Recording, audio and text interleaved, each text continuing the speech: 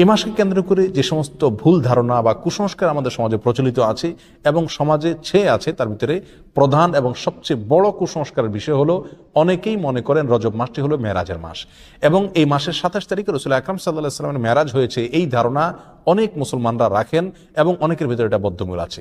শুধু তাই নয়, আমাদের সমাজে রজব মাসের চাঁদ উঠলে পত্রপত্রিকাতে, মিডিয়াতে দেখবেন যে সেখানে সংবাদের শিরোনাম করা হয় এভাবে যে পবিত্র রজব মাসের চাঁদ দেখা গিয়েছে, অতএব অমুক তারিখে শবে মেরাজ, অর্থাৎ সেই হিসাবে 27 তারিখ হয় অমুক তারিখ আর সেদিন শবে মেরাজ, অর্থাৎ রজব মাস মানেই হলো মেরাজের মাস। এ মাসের মূল প্রতিপাদ্য বিষয় হলো মেরাজ, যার কারণে এই মাসের অনেক ফজিলত এবং অনেক গুরুত্ব এবং মর্যাদা আছে বলে অনেকে মনে করে থাকেন, অথচ এর সাথে কোরআন এবং সুন্নাহর ন্যূনতম কোনো সম্পর্ক নাই। হাদিস শাস্ত্রের ইতিহাসে সবচেয়ে বড় মাপের হাদিস বিশারদদের একজন হলেন হাফেজ ইবনে হাজার আল আসকালানী রাহিমাহুল্লাহ। হাফেজ ইবনে হাজার আসকালানী রাহিমাহুল্লাহর নাম জানেন না অথবা তার ইলম থেকে উপকৃত হননি এমন একজন আলেমও সারা পৃথিবীতে খুঁজে পাওয়া কঠিন হবে। সেই হাফেজ ইবনে হাজার আল আসকালানী রাহিমাহুল্লাহ বলেছেন যে ওয়াদাকারা বাযুল কুসসা আছে, কোন কাহিনী রিসাইটার, কোন গল্পবাজ বক্তা তারা মানুষদেরকে বলে, বা গল্পবাজ লেখক তারা মানুষদেরকে জানায় যে নবী ইসলামের মেরাজের ঘটনা নাকি রজব মাসে হয়েছে এবং রজব মাসের 27 তারিখে হয়েছে।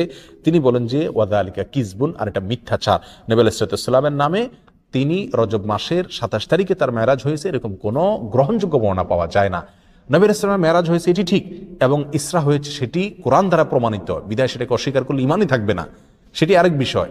কিন্তু রজব মাসে হয়েছে এবং রজব মাসের 27 তারিখে হয়েছে, এর কোনো ভিত্তি, গ্রহণযোগ্য কোনো ভিত্তি কোরআন অথবা সহিহ সুন্নাহর কোথাও পাওয়া যায় না। নবী আলাইহিস সালামের মেরাজটা ঠিক কোন মাসে হয়েছে, কোন দিনে হয়েছে, কোন সময় হয়েছে, এই প্রসঙ্গে ইমাম ইবনে তাইমিয়া রাহিমাহুল্লাহ বলেছেন যে বিশুদ্ধ কোনো বর্ণনা দ্বারায় কোনো মাসের কথা নিশ্চিতভাবে জানা যায় না, কোনো দিনের কথা জানা যায় না, কোনো সময়ের কথা, তারিখের কথা জানা যায় না যে অমুক তারিখে অমুক দিনে অমুক মাসে নবী ইসলামের মেরাজ হয়েছে। মেরাজ হয়েছে এটি নিশ্চিত, কিন্তু তার তারিখটা সংরক্ষিত নয় এবং এ বিষয়ে যতগুলো বর্ণনা পাওয়া যায় তার কোনোটি গ্রহণযোগ্য নয়।